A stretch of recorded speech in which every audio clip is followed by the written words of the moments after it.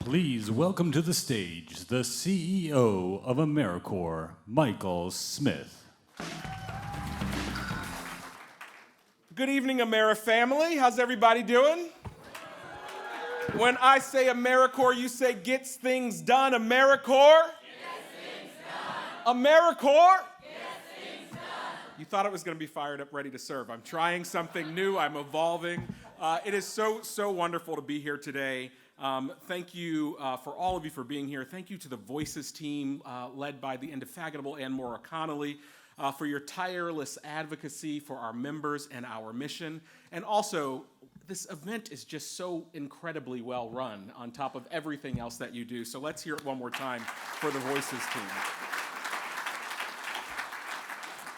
Tonight I want to shine a spotlight on you, the heroes behind the superheroes who wear the AmeriCorps A.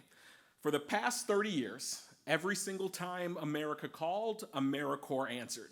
We heard earlier about us answering when 40,000 AmeriCorps members showed up in Louisiana and Mississippi over the 10 years after Hurricane Katrina. And today, as the nation faces the aftermath of a global pandemic, a shortage of public health workers, and the existential threat of climate change, AmeriCorps is still answering the call. And the people in the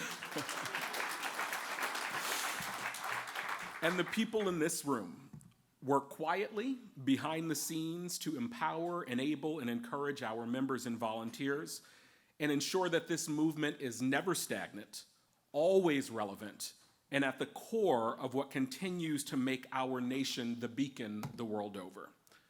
Tonight, we are celebrating honorees from Congress and state capitals who are fighting for funding and advancing legislation, from eliminating the tax on the Siegel Education Award to creating more alignment between military and national service.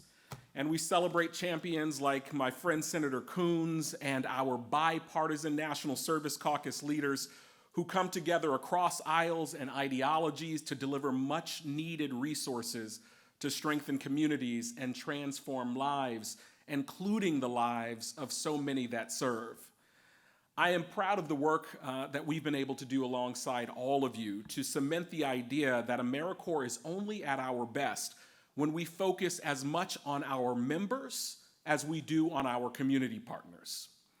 That's why we have proudly raised the living allowance 3 times since the beginning of this administration.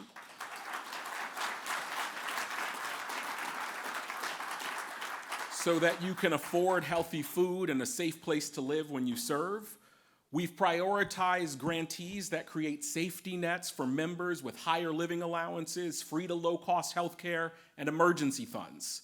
We focused our investment on organizations that create pathways from service to career so that service in AmeriCorps is not a tour through poverty, but a means out of poverty. And as fiscal caps and funding cliffs combined with a long overdue investment in human and operational infrastructure are dealing a tough blow and leading to a smaller AmeriCorps footprint, we know that demand for the critical work that all of you do is only getting bigger and only getting higher. That's why I'm grateful to the members of Congress who support President Biden's FY25 budget request of more than $1.3 billion, and those who are fighting for every bit of additional cross-sector funding that can be tapped to invest in our members. And I want you to know that at the agency, we are doing every single thing that we can to find more resources to fund more members outside of our budget. We're looking at new interagency partnerships. We're looking at expanding the use of no-cost slots.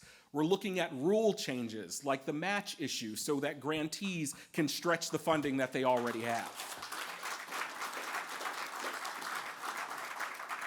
I've been around DC long enough to know that caps and cliffs will go away. And when they do, I know all of you are going to be fighting. And our agency, our grantees, and our decades-old movement will be stronger and ready to grow and ready to go everywhere we are needed. All of this is for the superheroes that proudly wear the AmeriCorps A.